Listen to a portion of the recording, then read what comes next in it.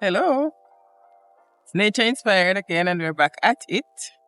Today, we thank you so much for joining us and for being a part of our journey. We still are on our journey to master Scotch bonnet pepper cultivation, and your input so far has been great. We've learned a lot from the people who have reached out, and we are also happy to share some of the lessons that we continue to learn with you so you can make better choices than we would have made in the past.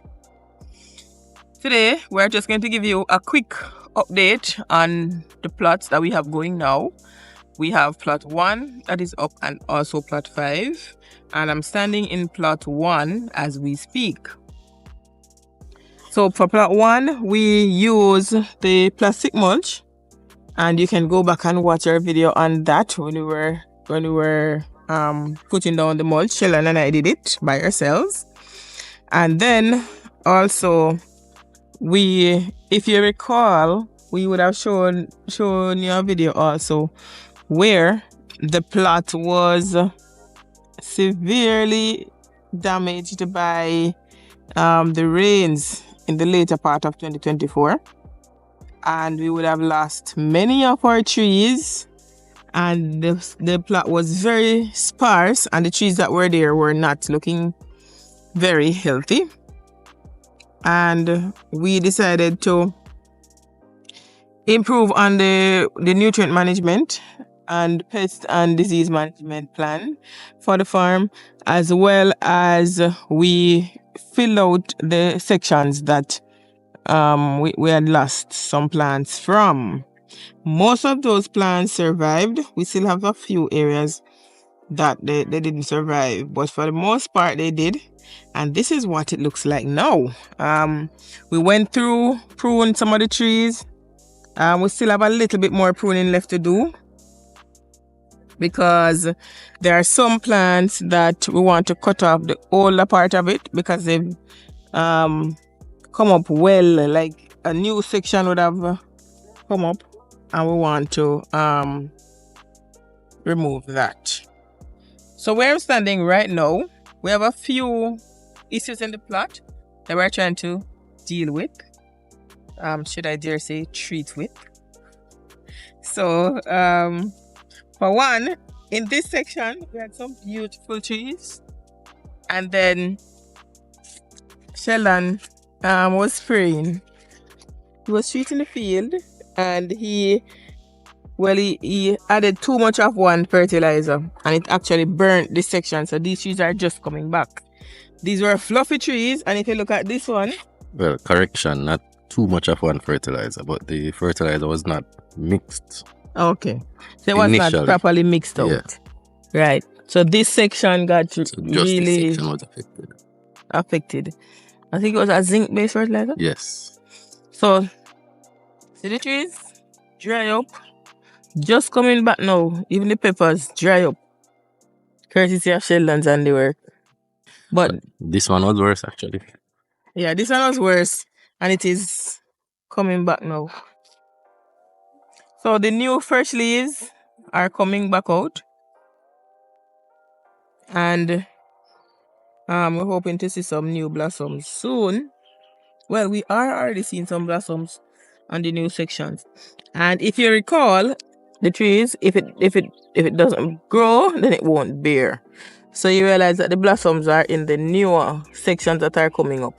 The older sections, no blossoms, because they would have already the fruit already come off of this, or the blossom probably dried off, but they're not going to bear again in the old spots. So we have to keep the trees growing for production.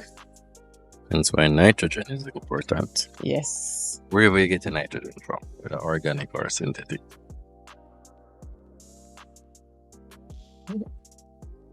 So we also noticed that we are suffering from mites in this particular section of the field. The good thing is it's mainly concentrated here in this section for now. And so we started treating it already. And if you notice that the newer leaves, the mites usually affect the leaves that are coming out. So if these newer leaves, they are looking a little bit better. So we are under the impression that the mites are on their way out. But this little section right here is really impacted by it. If you look at these trees over here, so this one is severely impacted. So you see the curling of the leaves, but the new ones that are coming out, they don't look that bad. So that's encouraging. So we're going to continue on that course of treatment and try to get these mites out of our field.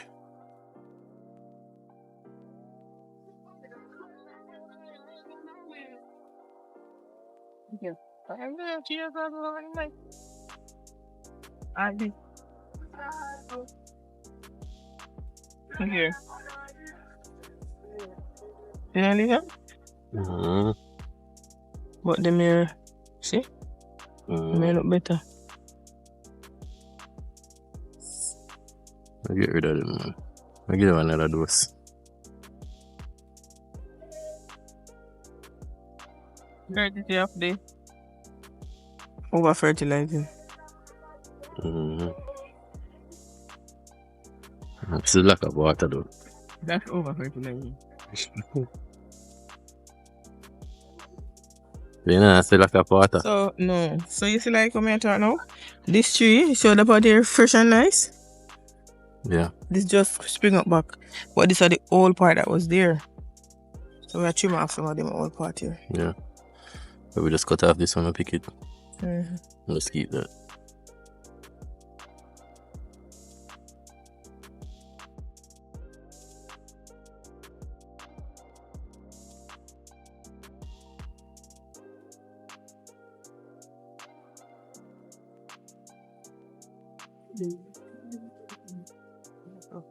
Right? Good guns. Get some nutrients. The tree look good otherwise. Like magnesium deficiency or iron. Instead of magnesium, more like this. Here you can see the like this, it early. No, you see this here, me one day for molting, me afraid. No, just mix some magnesium in the spray. Like this is more magnesium. This is more magnesium? Like how it's the leaf here looking for? This one look like you need to pull out. But you still try it. Me just want to see if he can come back. So we know in the future. A few dead trees around here. A few trees that are struggling. Like look on that tree. Which tree?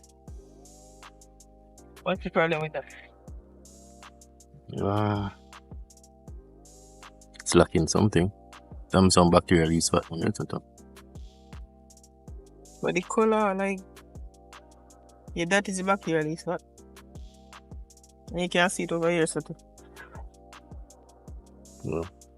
So we also find that we're having some bacterial yeast spot. So today we're going to do the fungicide treatment for the plant. So like this. Usually the leaves don't fall off, you know. Like no matter how big the tree, take a while for the leaf them actually fall off. But this, see? Some of the blossom are sharp and that.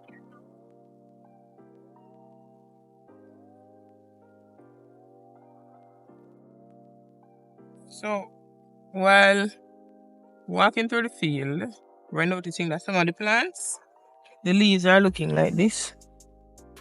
But we don't know what this is, so we have to investigate. So I'm going to try to check Google just by taking a picture and uploading it and see if it can find something similar and provide an explanation. And I'm also going to send it to somebody else to ask, like, what could be the cause of this. Because a few of the plants in this area, the leaves are looking like this. They have a bronze kind of look. See? And then it still look like almost two colored. So. No, never mites. I don't think so. The other leaves are not deformed and just color change. So we've identified two problems, the mites and the bacterial leaf spot. So we're going to be treating for those two. We're going to spray separately. So the fungicide will go on its own, and then after a day or two, we'll spray for the mites. And that is in an attempt to see if we can maintain the efficacy of the products that we are using. So for the mites, we're going to try to get something that can kill both the adults and the larvae. And for the fungicide, when we spray at this stage of the plant, when they're already blossoming and producing, we try to avoid copper-based fungicides because they can, I don't know if they always do, but they can cause blossom drop. Or contribute. To it. So we try not to use that. Okay. Update on plot 5. So this plot was planted 4 weeks ago, and the plants are looking really good. We have been able to maintain the nutrient management plan. Some of them might have a few little spots on them, but that's from Admit it. that's from burn, No, say from me. herbicides. Who was burning? Oh, you don't say no me or you? No, because I'm in the spray that section here. Herbicide burn. Let's not place any blame here. So we know it's a little section. There are some challenges on this plot as well. Case in point. So the leaves are curling. For this, about 3 plants right here, 4 plants. But this one though, this one look like the treatment is working because this is the curled leaf, and then the new ones are good. So we need to treat this plot again. Point to note though, what you see, what we're doing here, it's not very good because we came from one plot to the next, and that is poor hygiene or bad practice. In terms of pest management, because the pests can travel with us over here. But because we'll be treating both of them at the same time, we just do it, but it's not advisable to do. So as best as possible, we try to limit interaction between plots. Yeah. We're treating the field today, and we've always been trying to cover ourselves and whatever. So we decided to go the right route.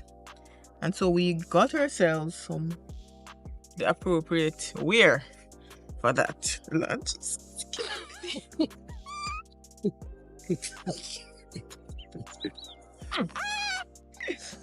Did I just buy something too little for me? You got something fat? No. Dear, oh yeah. Dear? Yes, okay. Okay then. This can't do nothing like You're not supposed to bend when you're in. Let's spray. Yeah. So this apart, squeeze up. This is it. I can't go against that here. Let's see that. It's too crying. So you want to wear mine? Oh, me I go here, yours. You go here. You think your hips are man? No hips. Man, no hips. What's outside? And this blows too big. How this will go on for me now?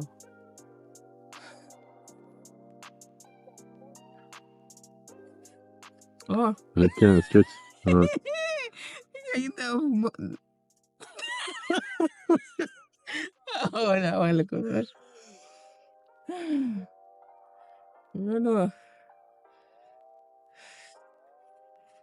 May I say? Anybody have read this? Don't wait nice or not. Because it now go pretty. See? Alright, but I just don't yourself. Your hips too big. Your hips don't lie. Cut it down. Piece knit. That's alright. Alright. So the rest side there. So you see me could have... just doing fun. See me to get the large shit. Wait that. This is better. Oh. But I'm gonna fit. No.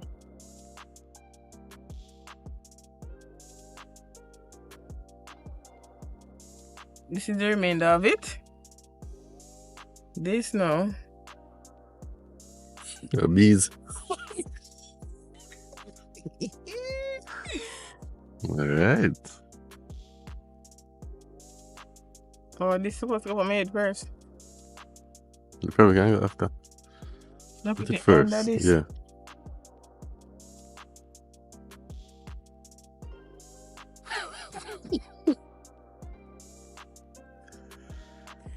Yeah, so cute. Good. And then I go put on the mask. Lord Jesus. I can't buy my beeswax now. Eh? This Yeah. can't come on. Oh, why this? Yeah. It's supposed to go underneath it. Under. You know what? Then I put it on the bag. Yeah.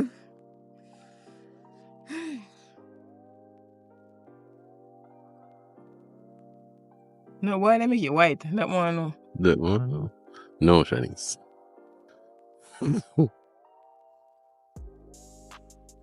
Yeah. I don't know why they make it white. What are all the colors? Eh? What You can't hear nothing. So imagine if it ever miss blood. Yeah. Yeah. Look now. Yeah, that look better now. Then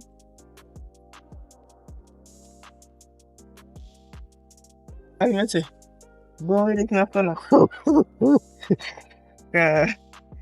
They're definitely passing it.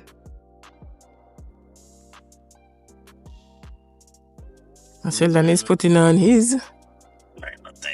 Let me see if it's tight. You don't know yet. Reach your hip.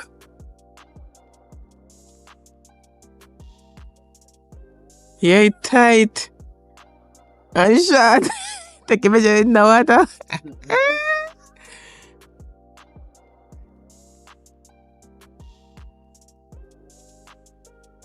Yeah, but your size bigger. Just a bit of pants. By your size bigger than what you used to for the pants.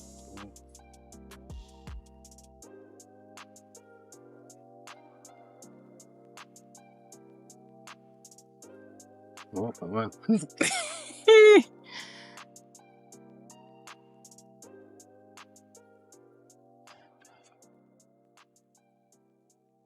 So, Yeah, you're so dirty, you know. tired.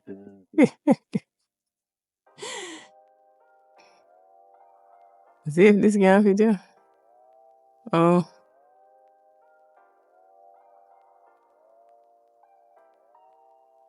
What to do? Me just a concerned about the white part, you know. You right, man. Say it white. No mud? Mm-hmm.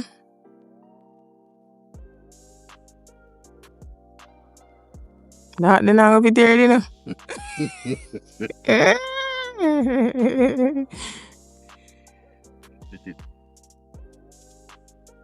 Oh, it's fit, man. You make that them be well big too. You make that them well big. Oh, that there. What is? Can I put my mask? Get mask? Me not get no mask. Mask in mine? Yeah. Oh, me I wear it. You know that? No, that one there. Too heavy for my head, man. Mm. Lift it up, man. Let's see which one me I talk.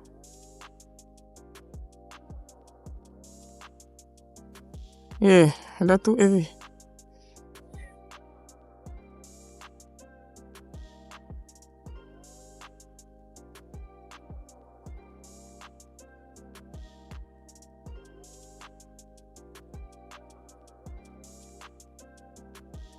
Oh, you put on your boot with the pants is so tight. You can be Yeah, now? go put it down there. What is put on? That is simplest what to put on. Now pose to the camera.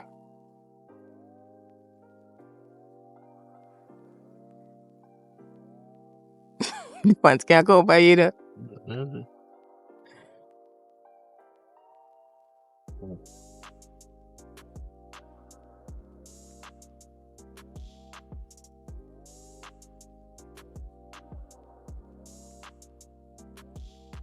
360 now.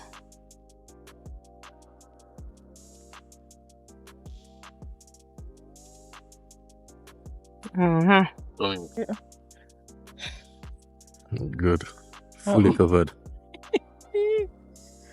So the full outfit now. Just missing the mask. Yeah, me can't put on the outfit. That let me suffocate the words that this. So this is it. Going out to spray, all covered.